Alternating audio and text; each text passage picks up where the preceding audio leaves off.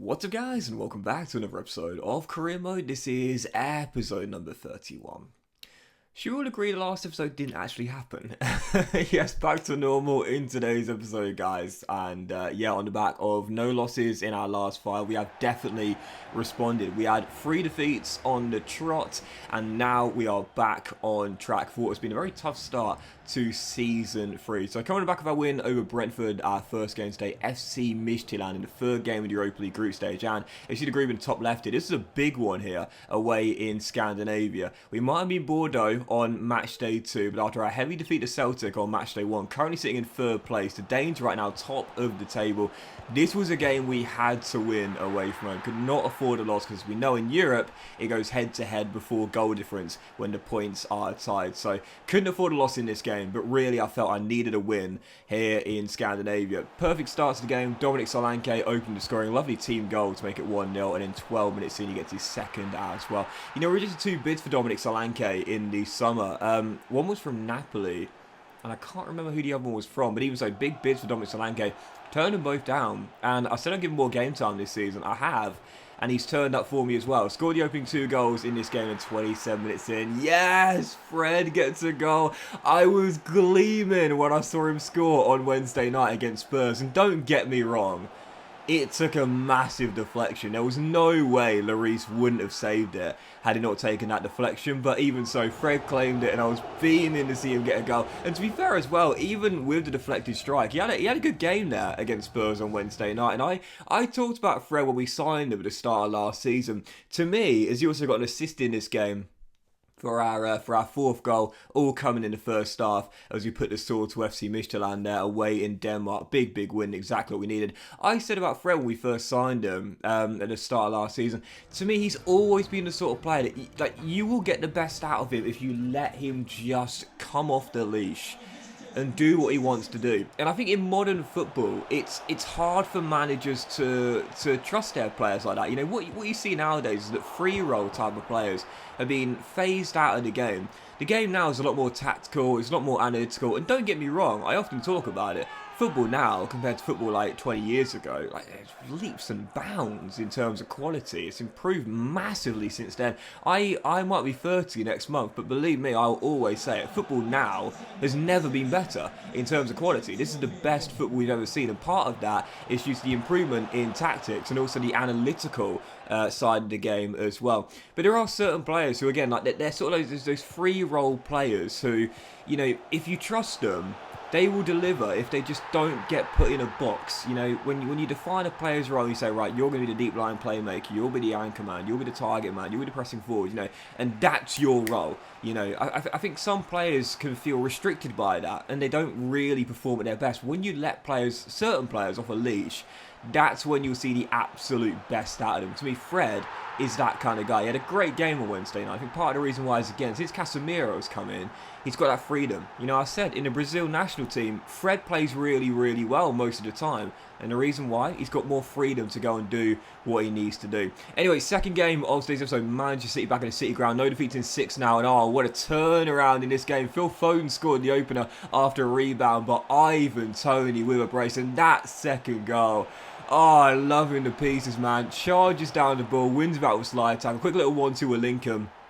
Sent through 1-on-1 and chips it over Edison into the back of the net. That is one of my favourite goals in FIFA 23 so far, man. That was absolutely glorious there. Tony, I love him to pieces. Our top scorer this year makes it 2-1. Man City, though, would get back on level terms in a really topsy-turvy game in a battle between Phil Foden and Ivan Toney. In the end, it was Dean Henderson that had the last word. Yep, almost lost this game right to death there. Big stop by Dean between the sticks on the 1-on-1 as it stays the 2-2 draw. And I'll take that. You know, really tough start to the season for Nottingham Forest in the Premier League, and particularly against the Big Six. You know, I said at the start of the season this year, I want us to win at least half of our games against the top 6.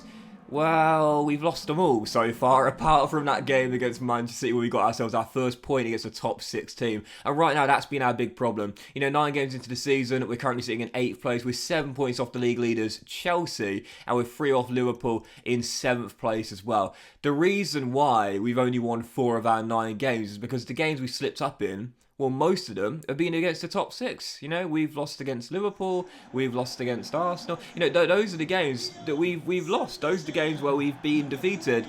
We've done all right most of the time against the teams outside of the top six. In fact, we won practically all of them. But against the top six, that's where we're struggling right now. And, you know, to break up the top six, you might be okay not beating the top six teams every single time or every other time you face them. But if you want to be a top 4 team, that's the difference. If you want to be a top 4 team in the Champions League, you've got to beat the big teams. Because, you know, 4 teams can qualify for the Champions League. So if you want to be one of those teams, well, obviously, you need to beat most of the big 6 on regular occasions. Anyway, following game, third one of today's episode, Wolves away, Molyneux, Carabao Cup last 16, heading into this game. Well, you just knew this was going to happen. We took lead through Donny van der Beek, but Ryan Yates, yep, sold him to Wolves and scores against me. How often is it that when you sell a player to a different team, they will score against you when you face them? He did there. Ryan Yates makes it 1-1. Wolves back on level terms, and both goals quite similar as well. Ball out Dubravka. I've got to stop doing that. You know, since the improvement of Ultimate a couple of years ago, if you bring out your goalkeeper, you leave yourself completely exposed. And because the AI's passing is so quick and so accurate, you will get punished for it. Both goals very, very similar there.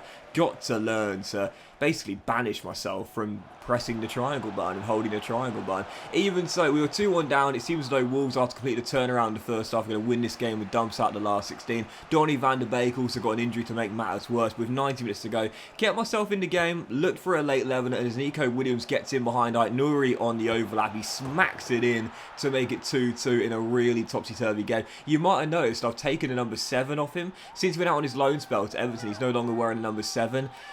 I might give it back to him, but I'm a little bit anal when it comes to squad numbers. Don't get me wrong, I like unique squad numbers, I do, but Nico Williams is a fullback. Why is he wearing number 7? I don't know, I just don't like it. So, you know, when Asamoah Gyan wore number 3, no, you don't wear number 3, you're a striker. Anyway, it's 2-2, and with 3 minutes to go, well, we saw it last Sunday. Alisson to Salah? Nah, Dubravka to Taiwo. I bloody love a goalkeeper assist, you know it. And this one proves to be the game winner. Oh, what a topsy-turvy game at Molyneux, man. This was absolute class. Dubravka makes an amazing save from a corner and then picks up the loose ball, quickly kicks it long, Alisson style on the weekend, and Taiwo doing his best Salah impression, bulldozes his man to the floor, playing the role of João Cancelo, runs through one-on-one, keeps his composure, and wins the game at the death. I saw a lot of criticism for João Cancelo as well, you know, on the weekend after that moment there. I feel a bit sorry for the guy, I do, because, you know, he dived in. He was the last man back, though, and in those split decisions, I guess this is the elite, the elite level, which it is, of course it is, the elite level right now, playing at the top of the Premier League right now, and obviously one of the biggest clubs in Europe for Man City, but I feel as though he kind of just... He just was a little bit rash in the challenge there. You see the draw for the quarterfinals, Brentford away at the Community Stadium. You see the draw there? I always talk about it. Football League sides go quite far in domestic cups in England. I've got to say, we've got a genuine chance of going all the way to Wembley this year. But yeah, I think for João Cancelo, like, I saw a lot of criticism for the guy, but to be fair, he was in a very tough position. He's got Mo Salah to deal with, and let's be honest here, Cancelo's quick. Cancelo's a quick fullback, don't get me wrong, but Salah, when he gets going, is rapid. If he doesn't dive in there, and he allows Salah to go out in one-on-one, there's a chance he gets beaten anyway. You know, so I think Cancelo thought, go for the 50-50 duel, come out on top, win the ball back, danger cleared.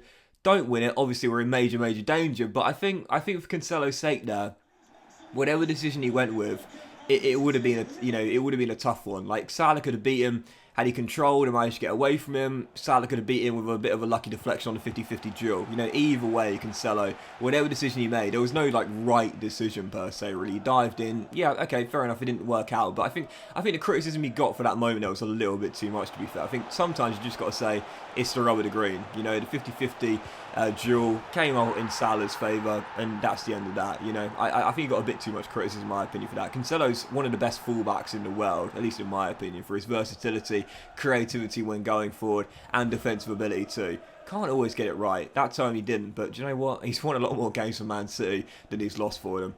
Anyway, following game, Liverpool at the City ground here, and like I mentioned a moment ago, obviously our problem this season has been against the top 6 teams. We still haven't beaten one this season. We drew that game against Manchester City, now taking on Jurgen Klopp's Reds. I was thinking, right, can we get our first win against a big 6 team here? Well, we took the lead right from kickoff. Brennan Johnson's third of the year made it 1-0, but when he also scored on Wednesday night, Darwin Nunez. Really pleased for him as well, first goal at Anfield this season for Nunez.